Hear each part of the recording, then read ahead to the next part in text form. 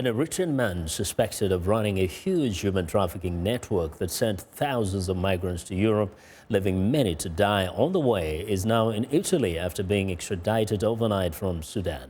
Prosecutors say Medane Yedeho Merid, nicknamed the General, had been heard on intercepted telephone calls boasting about cramming more people onto rickety boats than other traffickers. The 35-year-old was arrested in Sudan on May 24th on charges of human trafficking and abating illegal immigration. He faces up to 30 years in prison if convicted.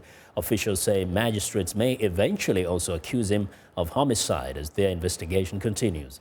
It is the first time a suspected trafficking kingpin has been tracked down in Africa. Now, for some more on the suspected human smuggler, reporter Christopher Livesay joins me live via Skype from Rome. Good evening, Chris.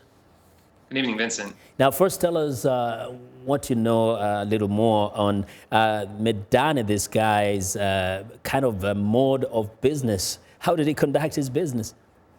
Well, he sounds like he was sort of a kingpin gangster type figure who was responsible for an international network of human traffickers that stretched all the way from his home country of Eritrea to Libya, where the migrants would then be crammed onto dangerously rickety and overcrowded and small boats, and then shipped off to Europe, where then yet a third group of traffickers would eventually be waiting for them in some cases. Now, the suspect said himself in taped phone calls that he was responsible for smuggling up to 8,000 migrants into Italy over the recent years. So this is no small fish.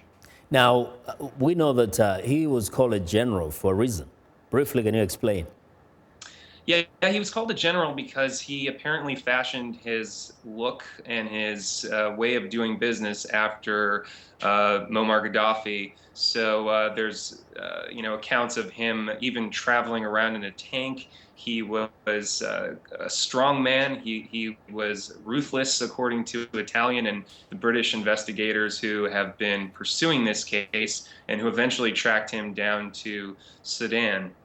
Now, Chris, we know that authorities are trying to crack down on these smugglers, but is this something that can be avoided? Can they be eliminated easily?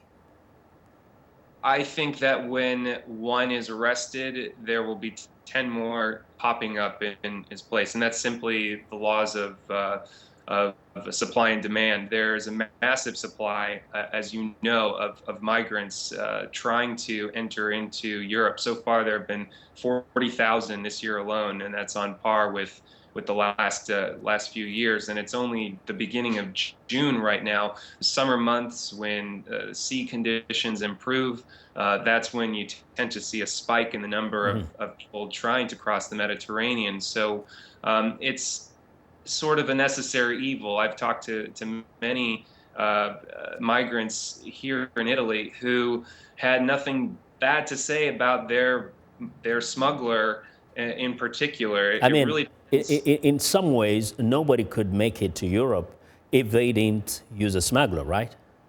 Well, precisely. I mean, they come to Libya, which is sort of the faucet of Africa leading to Europe, and they are looking for somebody who can get them to Europe. So this is in many ways a necessary evil. Indeed sad, that leads to deaths. Well, Chris, thank you very much. Thank you for having me, Vincent. Christopher Livesay reporting live via Skype from Rome.